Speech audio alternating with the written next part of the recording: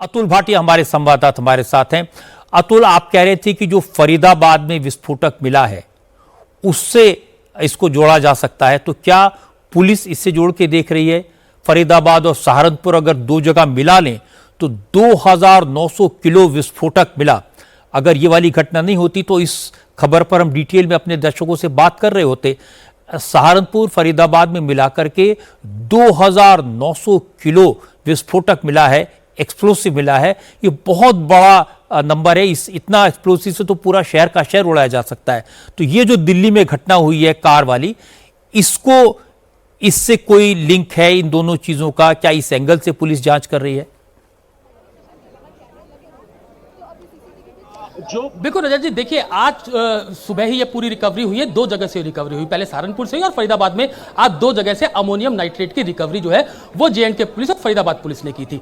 जो टारगेट्स थे वो लगातार इस बात को, ये जो पुलिस के सोर्सेज है वो लगातार इस बात को कह रहे थे कि जो टारगेट है वो दिल्ली हो सकती थी, क्योंकि फरीदाबाद के पास बिल्कुल दिल्ली है और लगातार ये बात कही जा रही थी कि बॉर्डर तक जो ये पूरा असला है वो पहुंच चुका है। तो कहीं ना कहीं पुलिस उससे कनेक्ट करके इसको देख रही है। रजत जी, जैसा कि पुलिस हमें जो, क्योंकि पूरा ऑपरेशन आईबी का था, जे.एंड.के पुलिस और उसके बाद फरीदाबाद पुलिस जो है वो इसमें ये पूरी रिकवरी की थी। और उसके बाद कहीं ना कहीं पुलिस इस बात को मान रही है कि जैश ए मोहम्मद, क्योंकि सुबह जो है वो जे.एंड.के पुलिस और फरीदाबाद पुलिस ने भी इस बात को माना कि इस पूरे ऑपरेशन के पीछे जो रिकवरी हुई है, जो टेररिस्ट पीछे है वो जैश ए मोहम्मद के थे। तो क्या जो लाल किले पे ब्लास्ट होता है, क्या इसके पीछे भी जैश ए मोहम्मद के आतंकी हो सकते हैं? और जैसा कि खुद अभी गृह मंत्री अमित शाह ने यह कहा कि किसी भी संभावना को रूल आउट नहीं किया जा सकता। तो कहीं ना कहीं जब जो एनआईए की टीम यहां पर पहुंची है, एनएसजी पहुंची है, दिल्ली पुलिस की एंटी टेरर यूनिट है, दिल्ली पुलिस की स्पेशल सेल जिसको गृह मंत्री कह रहे थे, उसके आला अफसर यहां पर मौजूद है, खुद सतीश गोलचा दिल्ली पुलिस के कमिश्नर यहां पर है।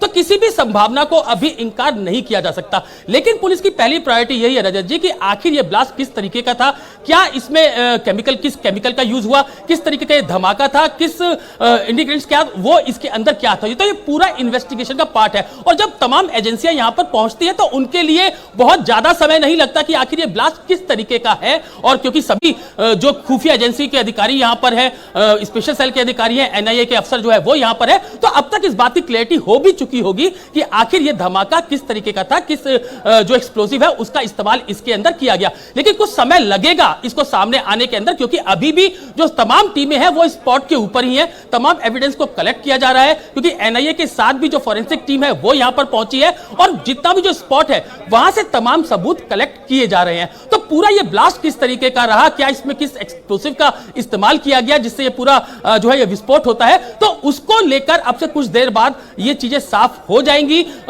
तमाम आला पुलिस अधिकारी इसके लिए वहां पर आपस में बातचीत भी कर रहे हैं और बाकायदा एफएसएल जो टीम वहां पर मौजूद है उससे तमाम तरीके के इनपुट्स मौके पर ही लिए जा रहे हैं। अतुल, अब से थोड़ी देर पहले मैं अभय पाराशर से बात कर रहा था, तो अभय पाराशर ने दो तीन बातें बताई। एक तो उन्होंने बताया कि गाड़ी के पिछले हिस्से में ब्लास्ट हुआ, और दूसरा उन्होंने कहा कि उनकी जो फॉरेंसिक के लोगों से बात हुई है उनका कहना है कि ये नॉर्मल ब्लास्ट नहीं था।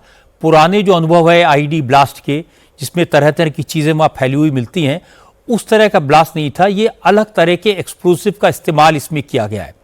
तो आप जो दोनों चीजों को लिंक करने की कोशिश करें, जिस तरह का एक्सप्लोसिव था जो फरीदाबाद में मिला, जो सहारनपुर में मिला, जिसमें डॉक्टर्स को इन्वॉल्व किया गया, उन्हें कवर की तरह इस्तेमाल किया गया, उनको जो जैश ए मोहम्मद के हैंडलर्स हैं वो उसका इस्तेमाल कर रहे थे। तो ये जो ब्लास्ट है, क्या पुलिस इस एंगल से इसकी जांच करेगी? क्योंकि ये नॉर्मल आईडी नहीं दिखता, ये नॉर्मल तरीके का ब्लास्ट नहीं दिखता, और इसकी आवाज़ बहुत ज़ोर से हुई। आपने खुद ही बताया था कि दरियागंज तक इस ब्लास्ट की आवाज़ गई। तो फिर ये जिसकी जो पूरी जांच है वो भी फिर अलग तरीके से होगी। देखिए, बिल्कुल रजत जी, जिस तरीके का ये ब्लास्ट है, बहुत हाई इंटेंसिटी का ये ब्लास्ट था, लेकिन जिस तरीके से हमने देखा कि कोई खड़ी हुई गाड़ी नहीं थी कि किसी गाड़ी में इस तरीके का बॉम्ब प्लांट किया हो। एक स्लो मूविंग कार के अंदर ये ब्लास्ट हुआ और किसी भी पॉसिबिलिटी को रूल आउट नहीं किया गया है। चाहे वो फरीदाबाद में जो विस्फोटक मिले हो, क्या उनसे इसका कोई कनेक्शन है? क्योंकि लाल किले के बिल्कुल पास जो मेट्रो स्टेशन है, वहां के सीसीटीवी के जो डीवीआर है उसको पुलिस ने कब्जे में लिया है और दो लोगों को इस वक्त बैठाकर उनसे पूछताछ की जा रही है। अभी जो तस्वीरें हम दिखाए दर्शकों को अपने स्क्रीन पर, वो अमित शाह की हैं। वो एलएनजेपी हॉस्पिटल पहुंचे हैं घायलों को देखने के लिए, और क्योंकि बहुत सारे लोग गंभीर रूप से घायल हैं, मैं आपसे बात करूंगा। एक बार एक अपडेट दर्शकों को दे देता हूं। आज शाम लाल किले के पास एक स्लो मूविंग I-20 कार में ब्लास्ट हुआ। इसकी वजह से 11 लोगों की दुखद मौत हो चुकी है, 2 दर्जन लोग गंभीर रूप से घायल हैं। कार में धमाका लाल किला मेट्रो स्टेशन के गेट नंबर 1 के पास की रेड लाइट पर हुआ और धमाका इतना जोरदार था, इतना भयानक था कि ब्लास्ट वाली कार के आसपास की दर्जनों गाड़ियां और ऑटो भी आग की चपेट में आ गए। मेट्रो स्टेशन के ऊपरी हिस्से में लगे कांच टूट गए। 2 संदिग्ध लोगों को हिरासत में लिया गया है। ब्लास्ट इतना जबरदस्त था कि उसकी आवाज हमारे संवाददाता बता रहे थे कि दरियागंज तक सुनाई दी। इसीलिए पुलिस, NIA और NSG हर एंगल से इसकी जांच कर रही है, क्योंकि इसको वो नॉर्मल ब्लास्ट नहीं मान रहे। ये एक अलग तरीके का ब्लास्ट है, जिसकी अमित शाह ने भी इस बात को कंफर्म किया कि इस ब्लास्ट की हर एंगल से जांच की जाएगी और जो भी रिपोर्ट आएगी उसे जनता के सामने रखा जाएगा। इस समय अमित शाह LNJP हॉस्पिटल पहुंचे हैं घायलों को देखने के लिए।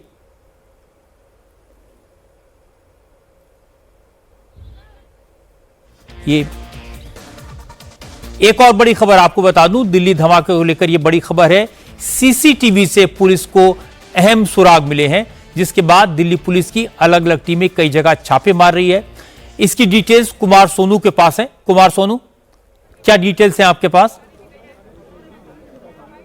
देखिए रजत जी, दरअसल दिल्ली पुलिस की स्पेशल सेल की टीम टेरर एंगल को लेकर एक मॉड्यूल को लेकर इन्वेस्टिगेट कर रही थी। अब उसी मॉड्यूल से जुड़े जो भी संदिग्ध हैं उनके यहां पर रेड चल रही है। दिल्ली के तकरीबन 6 से 7 ये ठिकाने हैं और जहां पर इस वक्त दिल्ली पुलिस की स्पेशल सेल की टीम अलग अलग टीमें बनाई गई हैं और वो रेड कर रही हैं। इसके अलावा जो सूत्रों से हमें जानकारी मिल रही है, दिल्ली पुलिस के टॉप ऑफिशियल्स ने हमें ये कंफर्म किया है, ये हाई इंटेंसिटी का ब्लास्ट था, यानी कि ये कोई सामान्य ब्लास्ट नहीं था। ये बिल्कुल क्लियर हो गया है, ये हाई इंटेंसिटी का ब्लास्ट था। फिलहाल अब किस तरह के एग्जिबिट्स जो है FSL वहां से रिकवर करती है, उसके लिए अभी थोड़ा सा समय लगेगा, क्योंकि FSL की टीम अभी एग्जिबिट्स कलेक्ट करने की प्रक्रिया को शुरू करेगी। यानी तमाम जितने भी, जब किसी भी जगह पे इस तरह का ब्लास्ट होता है तो वहां पे छोटे छोटे एग्जिबिट्स होते हैं, जिससे ये साफ होता है कि किस तरह का एक्सप्लोजिव का इस्तेमाल हुआ है, कोई टाइमर का इस्तेमाल हुआ है, कोई डेटोनेटर का इस्तेमाल हुआ है। ये तमाम ऐसी चीजें होती हैं जिनको ब्लास्ट के बाद जो है रिकवर किया जाता है। तो अब FSL की टीम को जो है वो निर्देश दिए गए हैं और अब से कुछ ही देर बाद, यानी कि तकरीबन 4-5 मिनट बाद जो है वो एग्जिबिट्स कलेक्ट करने का जो पूरी प्रक्रिया है वो शुरू हो जाएगी। फिलहाल वहां पर जितने भी फिंगरप्रिंट या फुटप्रिंट थे उनको कलेक्ट किया जा रहा था, ताकि किसी भी तरीके से कोई भी सबूत पीछे ना रहे।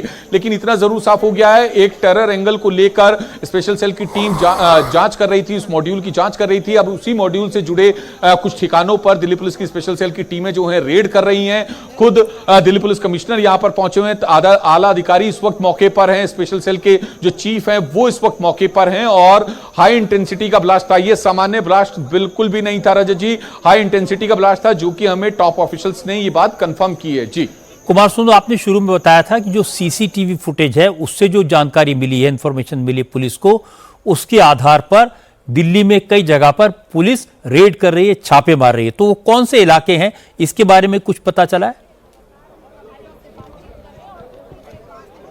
देखिए अभी पुलिस की तरफ से ऐसी कोई जानकारी तो नहीं आई है, लेकिन दिल्ली पुलिस जो है वो जैसे मैंने कहा तकरीबन 5 से 6 ऐसे ठिकाने हैं जहां पर रेड कर रही है। क्योंकि एक तो CCTV के जरिए, CCTV फुटेज के जरिए 2 संदिग्धों को हिरासत में लेकर उनसे पूछताछ की जा रही है, और जो ये रेड है वो टेरर एंगल को, टेरर मॉड्यूल को लेकर स्पेशल सेल की टीम इन्वेस्टिगेट कर रही थी। ब्लास्ट होने से पहले ही इस बात को लेकर जो है मॉड्यूल को लेकर इन्वेस्टिगेट कर रही थी, लेकिन अब ये ब्लास्ट हुआ है तो पुलिस की शक की सुई जो है उनकी उस मॉड्यूल की तरफ भी घूमी है, तो लिहाजा प्रिकॉशन के तौर पर ये तमाम रेड्स जो है कंडक्ट की जा रही हैं। जी